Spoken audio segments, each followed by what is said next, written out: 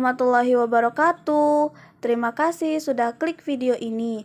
Jangan lupa like, komen, dan subscribe channel ini, serta share ke teman-teman kalian. Selamat menonton. Assalamualaikum warahmatullahi wabarakatuh. Kembali lagi dengan saya Sumariani. Dan kali ini saya akan memberikan penjelasan mengenai materi tentang teks editorial. Oke, untuk yang pertama kita akan tahu dulu apa itu pengertian dari teks editorial. Pengertian dari teks editorial adalah artikel pokok dalam surat kabar yang merupakan pandangan redaksi. Jadi, teks editorial ini sama halnya dengan tajuk rencana ya. Oke, untuk pengertian dari teks editorial, sebenarnya pengertian dari teks tersebut sama saja ya, seperti halnya teks sejarah. Bahwasanya teks adalah suatu bentuk tulisan yang dihasilkan dari pikiran seseorang atau penulis. Kalau untuk teks editorial, maka ia adalah sebuah tajuk rencana atau artikel pokok. Jadi maksudnya di sini artikel pokoknya itu di dalam surat kabar yang merupakan pandangan redaksi terhadap peristiwa yang sedang terjadi. Artinya di dalam sebuah teks editorial ini dihasilkan dari sebuah berita yang dihasilkan dari sebuah penglihatan ataupun peristiwa-peristiwa yang terjadi. Nah, maka hal tersebut dituangkan dalam suatu bentuk tulisan, sehingga di dalam teks editorial ini dia merupakan adalah pandangan reaksi terhadap peristiwa. Pandangan redaksi tersebut menjadi pembicaraan pada saat surat kabar diterbitkan. Contohnya saat ini kasus yang sangat booming sekali adalah tentang COVID-19 dan vaksinasi. Seperti yang telah saya katakan tadi, bahwasanya teks editorial ini asalnya dari suatu peristiwa yang sedang terjadi, sehingga di dalam sebuah teks editorial ini memuat beberapa informasi penting ataupun isi yang ada di dalam sebuah teks editorial atau tajuk rencana. Dan biasanya di dalam teks editorial ini berisi informasi atau masalah aktual, penegasan fungsi masalah, opini redaksi, kritik dan saran, serta harapan redaksi atas peran pembacanya. Oke, selanjutnya kita akan membahas tentang tujuan teks editorial. Sebenarnya sama saja sih tentang tujuan teks-teks yang ada, selain untuk memberikan rasa penghibur bagi pembaca dan juga untuk menambah wawasan. Kemudian di sini ada yang sedikit berbeda dari tujuan teks editorial, yaitu yang pertama memberikan pandangan atau opini sang redaksi terhadap para pembaca pada isu yang tengah berkembang atau yang sedang hangat dibicarakan. Seperti yang dikatakan tadi, bahwa teks editorial ini sebelum diterbitkan maka dia akan masuk yang namanya proses redaksi, dan proses redaksi tersebut tentunya adanya opini-opini dari tim redaksi terkait tentang peristiwa atau berita yang sedang hangat dibicarakan. Kemudian untuk tujuan yang kedua, mengajak pembaca agar turut berpikir kreatif terkait isu aktual yang tengah hangat diperbincangkan. Nah, sebagaimana yang kita ketahui bahwa kebanyakan masyarakat Indonesia ini hanya bisa percaya dengan yang ia lihat saja, atau sudah bisa langsung percaya dengan apa isu-isu yang beredar tanpa tahu yang sebenarnya. Nah, di sini tujuan dari teks editorial. Jadi di dalam sebuah teks editorial ini dia ada unsur untuk membuat sang pembaca tersebut lebih berpikir ulang, benar atau tidakkah berita ataupun peristiwa yang sedang dibicarakan tersebut. Untuk selanjutnya, ciri-ciri dari teks editorial. Nah, ciri-ciri dari teks editorial ini ada 4. Yang pertama, berisi tentang opini redaksi. Nah, seperti yang telah saya jelaskan pada slide-slide sebelumnya, bahwasannya teks editorial ini mengandung sebuah opini dari redaksi. Dan untuk apa hal itu?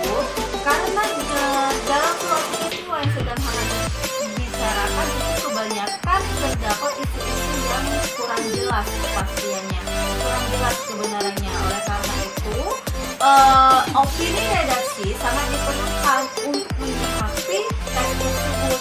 Kemudian yang kedua, berisi ulasan tentang suatu masalah yang dimuat. Nah, jadi dalam sebuah teks editorial ini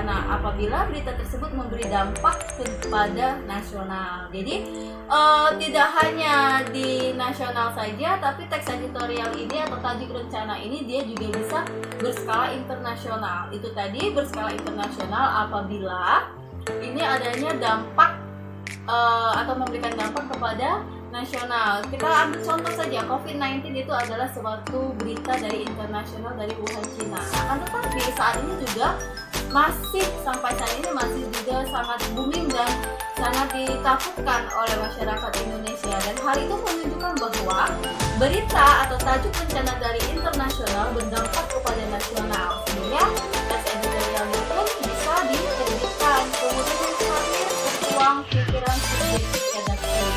Adanya pemikiran perorangan atau subjektif, pemikiran diri sendiri oleh tim redaksi mengenai teks yang akan diterbitkan.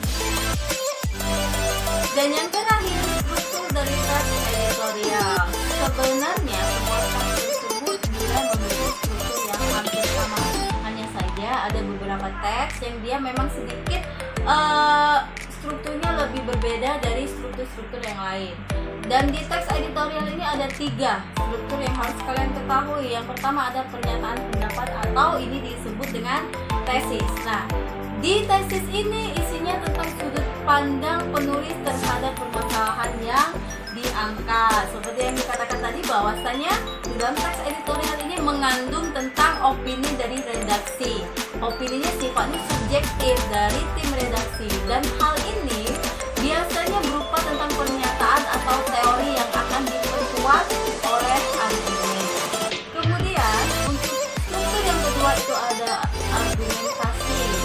Argumentasi ini sama halnya dengan pendapat ya atau opini. Jadi bentuk alasan atau bukti yang digunakan untuk memperkuat pernyataan dari tesis. Bisa berupa pernyataan umum, data hasil penelitian, pernyataan para ahli atau fakta-fakta yang dapat dipercaya.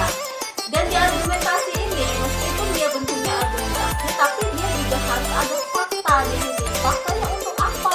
Untuk mendukung dari argumen yang telah kita buat, sehingga adanya data-data empiris, sehingga pendapat yang kita buat itu atau opini yang kita tuangkan itu tidak mengada-ngada dan itu dapat diuji kebenarannya. Kemudian yang terakhir itu ada penegasan ulang pendapat atau reiteration. Nah, di struktur yang terakhir ini berisi tentang penguatan kembali atas pendapat yang telah ditunjang. Jadi maksudnya biasanya ini letaknya itu di bagian akhir atau penutup.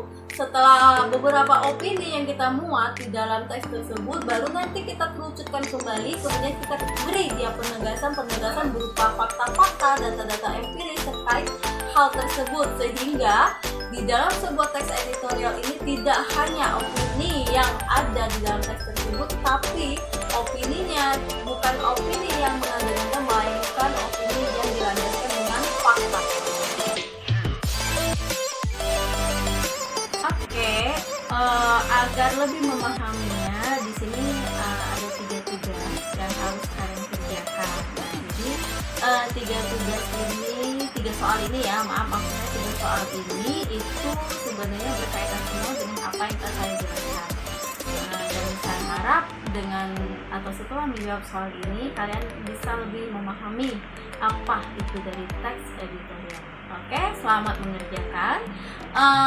Sekian dari video untuk kali ini, semoga bisa dipahami dan silakan tunggu kelanjutan video berikutnya. Wassalamualaikum warahmatullahi wabarakatuh. Terima kasih sudah menonton video ini sampai habis. Jangan lupa untuk like, comment, and subscribe. Jangan lupa juga share ke teman-teman kalian.